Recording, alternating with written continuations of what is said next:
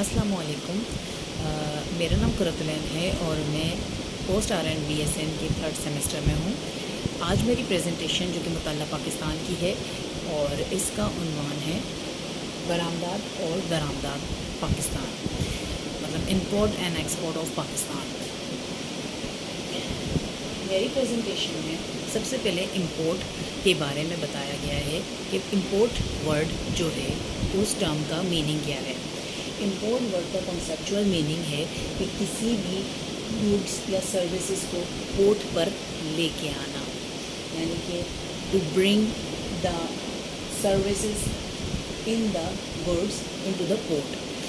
Port के ऊपर किसी चीज़ को लेके आने को कंसेप्चुअल मीनिंग इंपोर्ट है, जिसका मतलब है कि जब हम कोई सामान बाहर से ख़रीदते हैं और वो बाहर से हम यहाँ अपने कंट्री और अपने पोर्ट पे लेके आते हैं इस्तेमाल के लिए, तो वो इंपोर्ट है।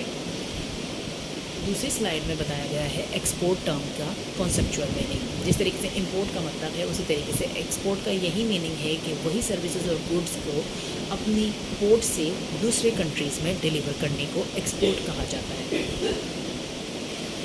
इंपोर्ट ऑफ पाकिस्तान में मेरी स्लाइड पे पाकिस्तान की वो फील्ड बताई गई हैं जिनमें हमें इंपोर्ट ज़्यादा किया जाता है। मतलब वो चीज़ें बताई गई हैं लाइक मशीनरी हो गई, पेट्रोलियम हो गया, पेट्रोलियम के प्रोडक्ट हो गए, केमिकल्स हो गए, ट्रांसपोर्ट इक्विपमेंट्स हो गए, एडिबल ऑयल हो गया, आयरन एंड स्टील हो गया, fertiliser and T.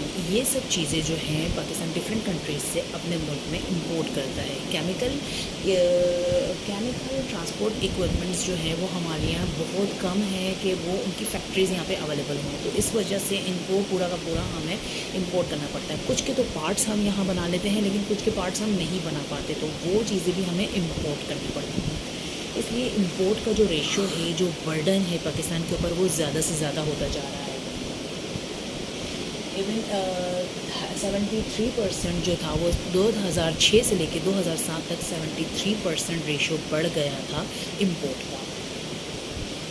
Major import में जब गिना जाता है तो सबसे अहम मशीनरी, जो कि हमारी नीड्स भी है लेकिन हमारे यहाँ उसकी इतनी फरावानी नहीं है, इसलिए हमें ये सब इंपोर्ट करनी पड़ती है।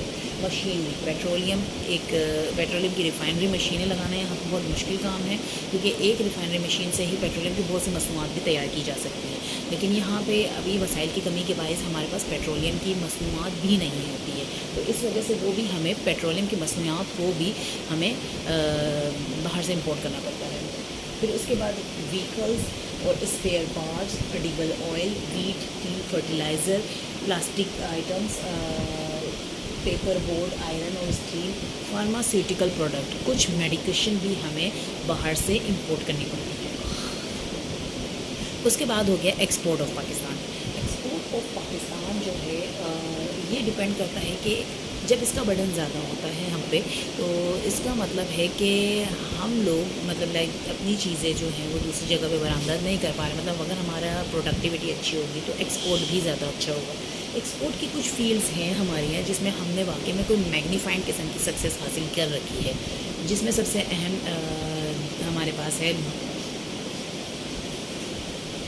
राइस, कॉटन, और हमारे पास है खेलों के सामान बनाने के जो प्रोडक्ट्स हैं वो यहाँ पे जो बनते हैं वो all over the country, all over the globe पसंद किए जाते हैं और यहाँ से एक्सपोर्ट किए जाते हैं।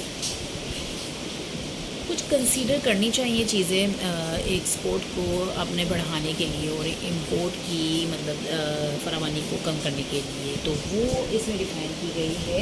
लाइक जैसे कि हम अपने मुल्क में जो कमोडिटीज़ हैं, हमारे को जो सामान मैसर हैं, हम उन सब चीज़ों को लेके एक्सपोर्ट के ऊपर गौर दें और इस चीज़ के लिए कि हमारा एक्सपोर्ट का जो भी रेशो है वो जिस तरीके से बढ़ सकता है, हम अपने मटेरियल को प्रोडक्टिव बनाएं।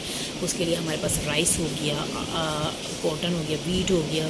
पाकिस्तान एक एग्रीकल्चर कंट्री है, तो इस लिहाज से हमारे पास एग्रीकल्चर का बहुत बड़ा मार्जिन है।